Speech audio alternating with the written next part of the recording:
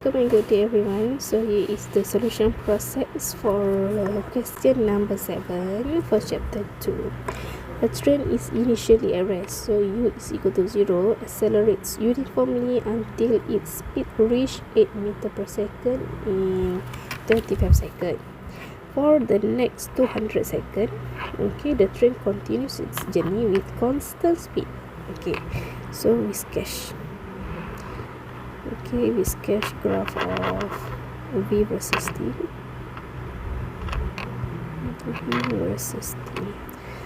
It start initially at rest, accelerate uniformly. So accelerate uniformly sebab ni adalah kita punya gradient kita ni adalah acceleration.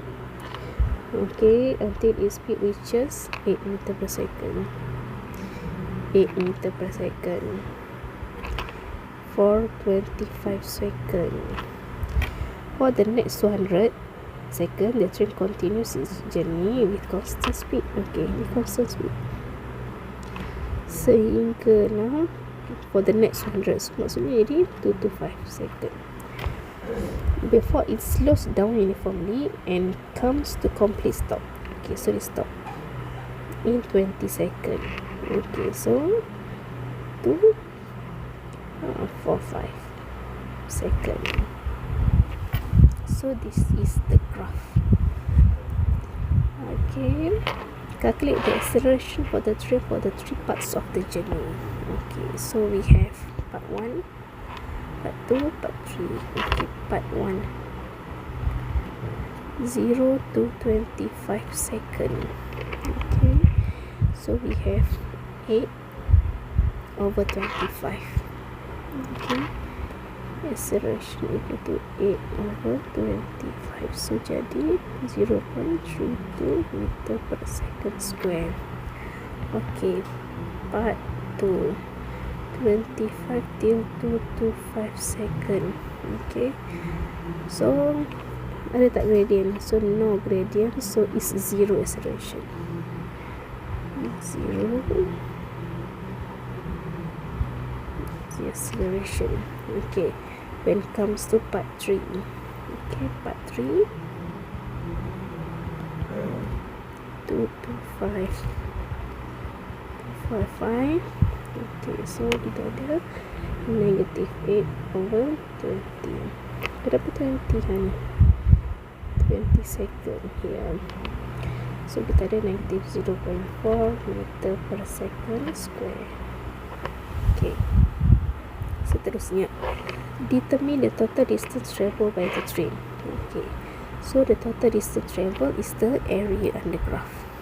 It's the total distance. Distance traveled, area on the gravity. Area on the gravity. So kita kirakan area ada gravity 8.5. So part 1 is 100 meters. Part 2 is 200. 8 so jadi 1600 meters. Part 3 is 20 minus 1. Ini dapat 80. So kita total up is 1 meters. Number 7.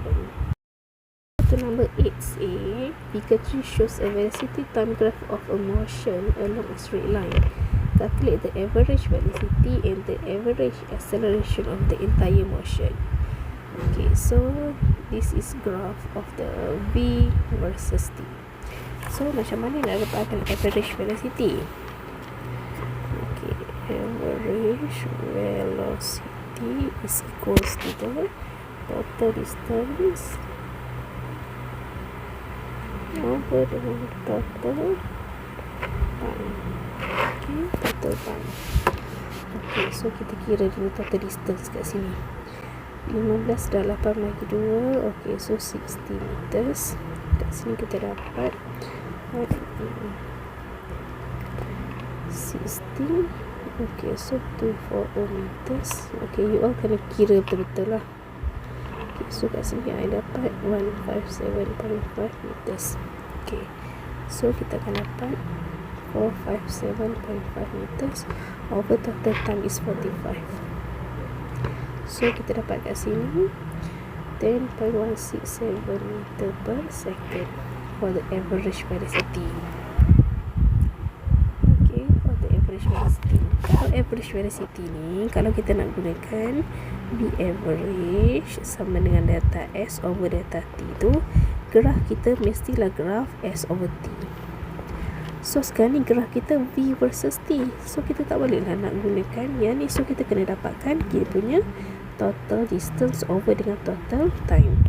Okay, kalau kita nak dapatkan average acceleration ni senang. Okay, kita nampak kat sini final, ini initial. So kita punya average acceleration, average acceleration delta V over delta T. V final tolak dengan V initial over T tu final tu adalah yang nombor 2 lah. Okay, so 0 over 45. So 0 meter per second square. Inilah kita punya average acceleration. Okay, saya terus lihat. Sketch a label displacement time graph of the motion. Okay, so daripada graph velocity ni, kita nak dapatkan graph kita punya displacement time S versus T.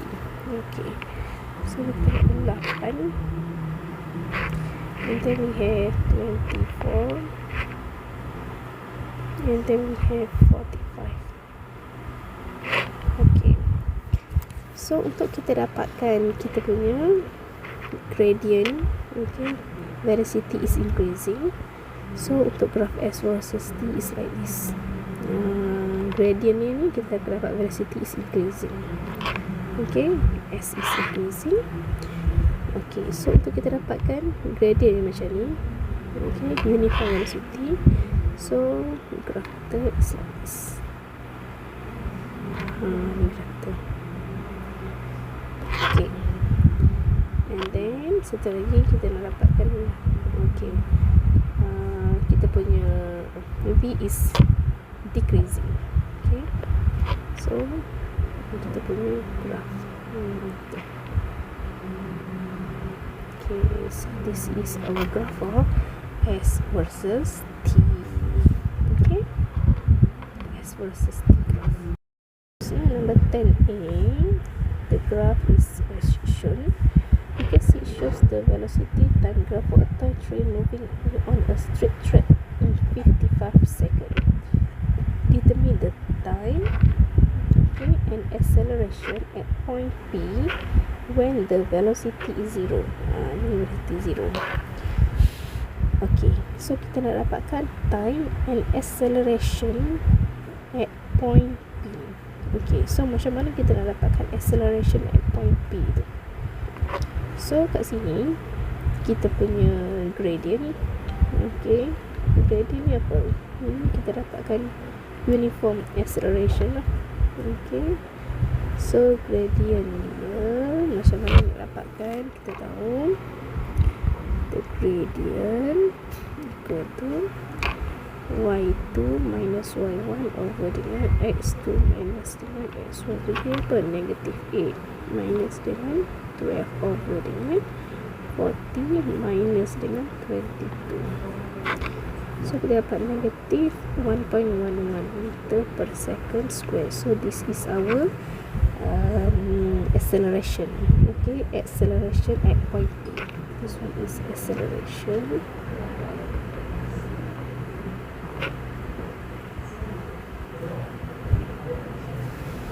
Acceleration at point P.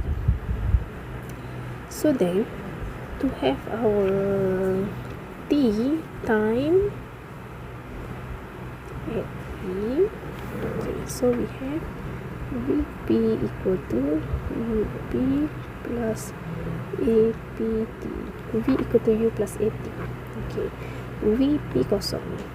UP berapa? 12. Acceleration at P is negative 1.11.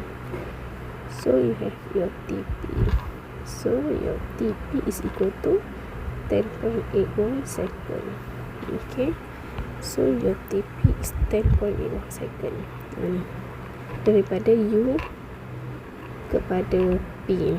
Okay, pada zero velocity. Ini adalah 10.81 second. Okay. So nak dapatkan time pada masa ni, so 22 plus 10.81 second. So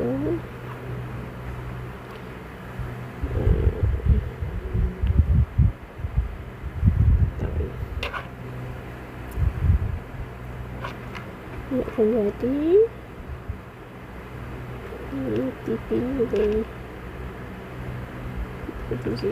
Okay, so ni P tu dia akan jadi 32.1 second.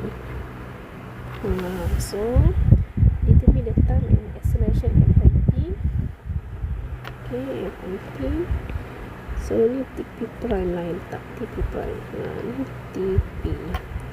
TP prime is the time, okay, from 12 meter per second to 0 meter per second. Okay, U 12 meter per second to 0 meter per second.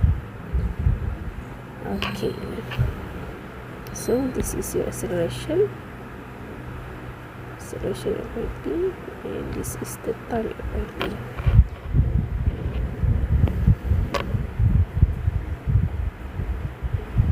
Is the total distance traveled by the train less than, equal or greater than its total displacement?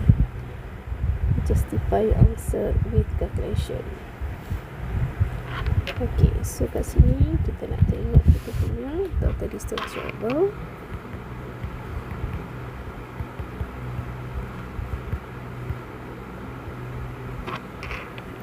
Is given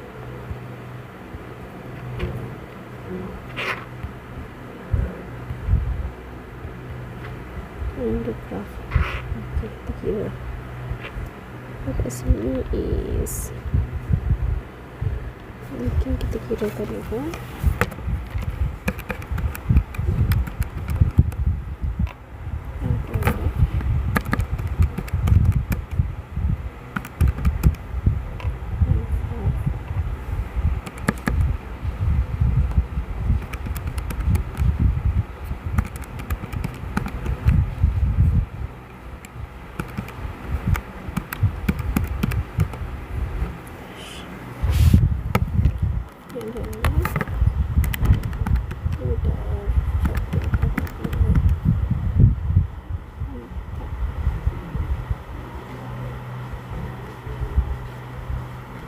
this one is open.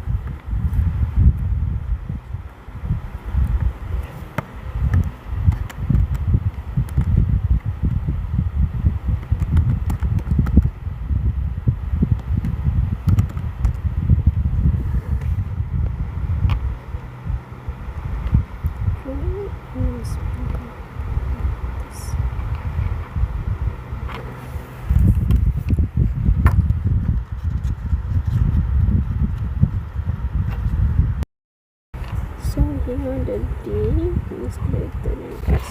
Masukkan distance distance.